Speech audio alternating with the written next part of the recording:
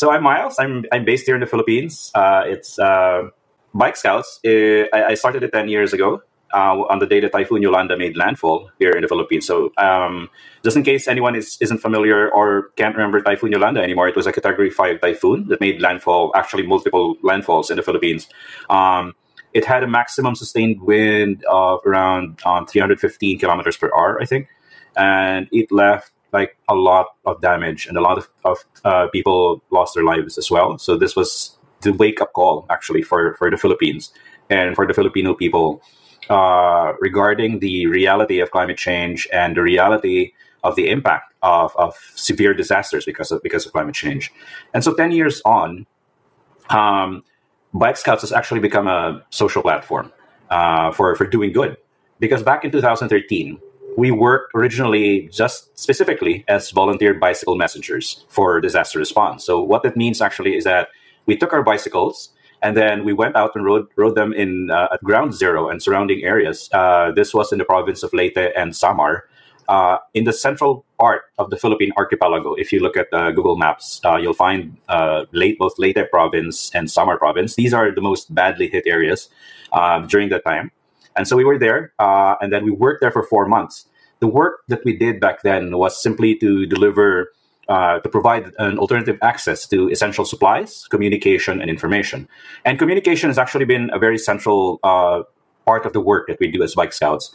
Because on the day that Typhoon Yolanda was making its landfall in the Philippines, I was actually sitting in my office. I used to work in an advertising agency, and then I was watching the news, and I couldn't help but notice how people were getting the support that they needed in terms of like shelter, medicine, water, and everything, all of the basic essentials, basically. And but one of the most crucial things I noticed that people didn't have access to was actually communication and information. So what I mean by that is that they were sitting in these evacuation tents. They were getting taken care of, by humanitarian organizations and the government. But they had no way of knowing if their loved ones, if their relatives, their friends were okay, because they were all separated during the evacuation and during the time that they had to literally run for their lives, because this was a Category 5 typhoon. And so, like, here in the Philippines, what happens is that I could be living in one city or one town, and then in the next city or one town, I would have my relatives and friends there, because here in the Philippines, community and family is very big.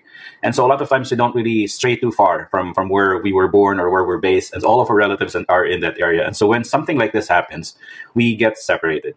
And one of the most important things I've noticed over the past 10 years about getting separated and having no access to communication and information actually is that when that happens, it also impacts very greatly the ability of people to have hope, because then we lose sort of like an anchor. We lose our like reference point for where we should start hoping again after such a severe event. And so what we did was basically just went out using our bicycles. And this is not something that we invented, of course. Bicycle messengers have been around for like forever, for as long as I know. And basically we just use that for something even more than just delivering messages or packages. And in this case, for Typhoon Yolanda, we practically carried like all kinds of things, from water, food, medicine, and other things on our backs, in our backpacks, using our bicycles. And the reason why how I actually came up with this idea of using our bicycles, because when I was much younger, I actually used to race mountain bikes. So I used to race cross-country events. I used to race 24-hour and 12-hour endurance events. And until now, actually, I still do regularly. I do long distance rides. It's just something that I love doing. And so from that experience, I basically had the idea that if I take that bicycle, and because I know that bicycles can go anywhere, they're very easy to maintain. They're basically the most resilient form of mobility on the planet. And so I took the bicycle and I asked a few of my friends, just probably like 5 of my friends on Facebook actually, that, hey, I told them that I asked them, do you guys want to come with me? We'll get on an Air Force plane, bring our bikes, go there and help people.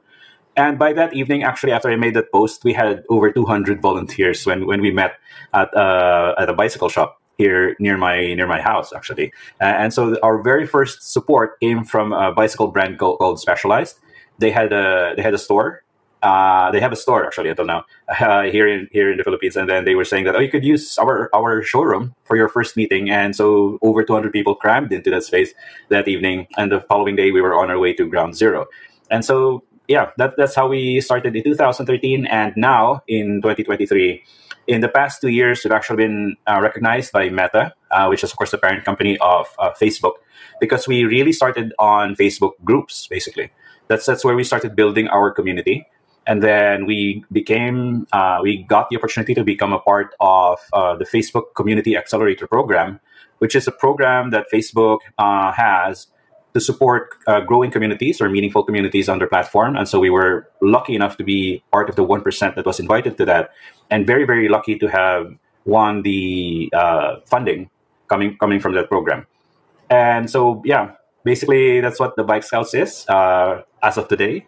And I'm very happy that we have a community of volunteers and community members all across the Philippines now.